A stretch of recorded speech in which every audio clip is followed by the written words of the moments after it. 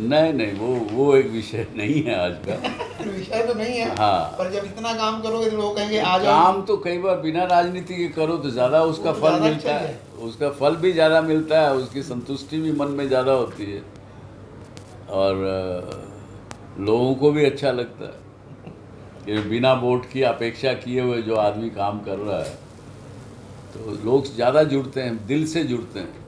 चर्चाएं तो यही थी कि मतलब सक्रिय अच्छा, राजनीति राजनीति में आने के लिए कर रहे हो अगर काम ना, तो फिर वो कहेगा हाँ भाई इसको वोट लेने हैं इसलिए हमारे गांव में काम कर रहा है, तो ठीक है कर रहा है, नहीं, वो तो ठीक। कौन सा एहसान है।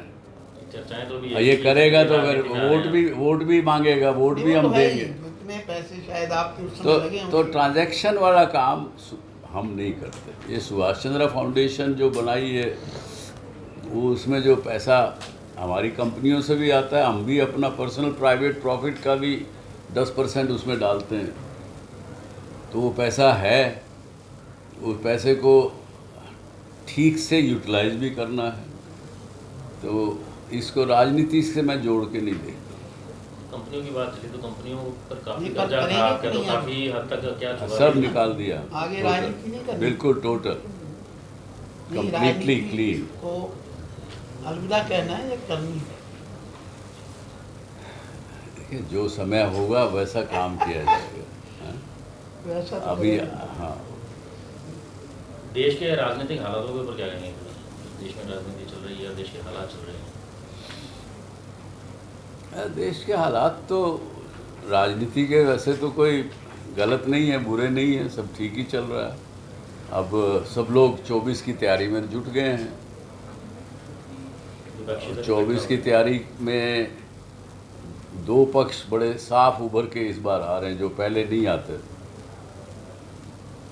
पूरा उभर के आ रहा है। एक जो बीजेपी के अपोजिट व्यू है वो तो यही है कि 200 से नीचे बीजेपी की सीटें आएंगी, और जो बीजेपी के सपोर्टर्स हैं वो कहते हैं हम 300 सीट लेके आएंगे। यूसीसी का चल रहा है देश में अभी, उसको लेकर हाँ, यूसीसी को लेकर जो यूसीसी तो बहुत पुराना विषय है, कोई नया विषय नहीं है। राजीव गांधी जी के टाइम से विषय था ये, और उस समय Rajiv Gandhi as a prime minister भी करना चाहते थे, लेकिन वो अपनी वो इच्छा शक्ति कमज़ोर होने के नाते नहीं कर पाए। मणिपुर के बारे में क्या कहें? मणिपुर तो के अब हालात। ये यूसीसी का जो है ना, हमें तो उम्मीद है और इच्छा भी है कि होना चाहिए, क्या? क्योंकि कोई भी समाज, कोई भी ये हो संप्रदाय, मैं धर्म तो नहीं कहूँगा क्योंकि धर्म तो केवल एक होता है, सार्वजनीन होता है, यूनिवर्सल होता है। ये चाहे हम हिंदू कहें, चाहे सिख, ईसाई, मुस्लिम, जैन, कुछ भी कहें, ये संप्रदाय मानता हूँ मैं, धर्म नहीं मानता हूँ। तो अपनी अपनी पूजा पद्धति है, सब करते हैं। तो इसमें हर समाज को एक तरह से क्यों ना हो, क्योंकि जब वो लोग चाहते हैं, कई बार जब उनको इच्छा होती है तो उस वक़्त वो समान अधिकार की बात करते हैं, और जहाँ कानून की बात आती है वो कहते हैं हमारे लिए स्पेशल कानून चाहिए। तो ये दोनों गलत हैं, दोनों चीज़ें एक दूसरे के विरोधाभास में। तो इसलिए यूसीसी में मेजॉरिटी देश आज उसके हक में है। हरियाणा में एक चर्चा काफी दिनों से चल रही है कि गठबंधन सरकार का रहना चाहिए कि नहीं रहना चाहिए, उसको लेकर आपका क्या मानना है? रहना चाहिए या नहीं रहना चाहिए, ये लंबा विषय है, विचार करेंगे इस पर। सर, चौधरी वीरेंद्र सिंह और दुष्यंत चौटाला परिवार के बीच राजनीति में खींचतान चल रही है उचाना सीट को लेकर काफी, इसको लेकर क्या कहेंगे? दोनों एक दूसरे पर वो करते रहते हैं प्रतिक्रिया। तो उनकी अपनी, दोनों की अपनी राजनीति है, नेचुरली हर एक आदमी का अपना सरवाइव करना चाहता है, तो आपस में उनकी लड़ाई तो है ही है। वो राजनीति की लड़ाई है वो चलती रहेगी। राज्यसभा के आप मेंबर हैं, मीडिया से जुड़े हुए हैं, बिजनेसमैन भी हैं, तो हरियाणा की जो सरकार अभी काम कर रही है उसको कितना नंबर देंगे? हरियाणा में मैंने ज़्यादा ध्यान दिया नहीं, मैं तो अपने अभी तो कामों में ध्यान रखे हुए हूँ, और ये इस काम पर हम प्लानिंग में लगे हुए थे पिछले 3-4 महीने से।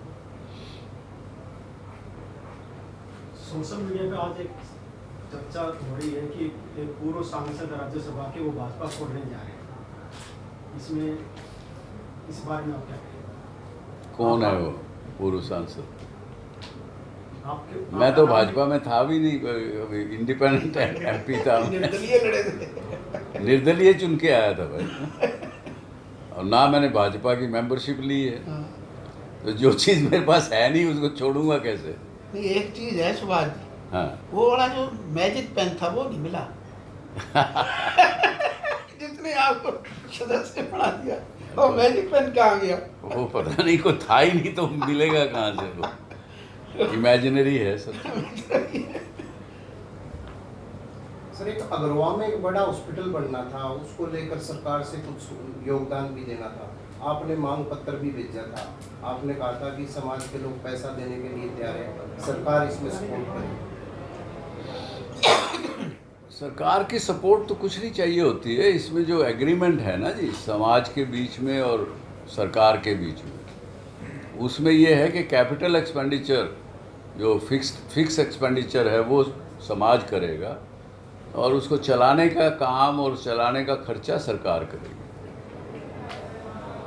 तो वो अभी पड़ा हुआ है, वहाँ विचाराधीन है। तो नवीन जी जिंदल हैं उसके अध्यक्ष अग्रवा मेडिकल कॉलेज के, उनसे आप बात करेंगे तो ज़्यादा आपको सच्चाई तथ्य मिलेंगे। गाँव के डेवलपमेंट की तो बात आपने की, लेकिन शहर के लिए उम्मीद कर सकते हैं कोई हिसार शहर के लिए भी कुछ डेवलपमेंट? देखिए, हमने कोशिश करके ये ओवरब्रिज तो पास करवाया है, उसकी ये भी चर्चा अभी है, मंजूर तो कर लिया गया है वो।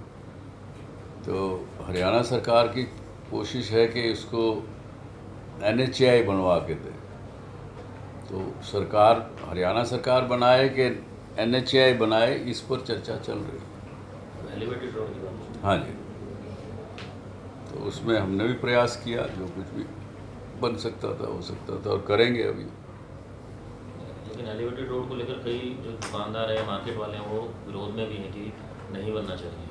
वो तो होगा, देखिए कोई भी चीज़ होती है तो उसमें मैं हूँ चाहे कोई और दूसरा व्यक्ति हो, पहले अपना स्वार्थ तो देखता है।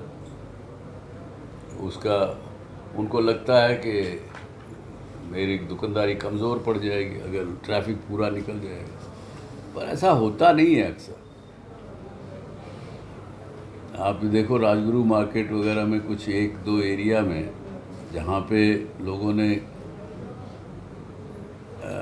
अपने गाड़ियाँ मोटरसाइकिल ढंग से पार्क करने शुरू किए, शुरू में तकलीफ़ होती है, सवेरे आके उसको 10 मिनट चलना पड़ता है, लेकिन वहाँ ग्राहकी बढ़ गई।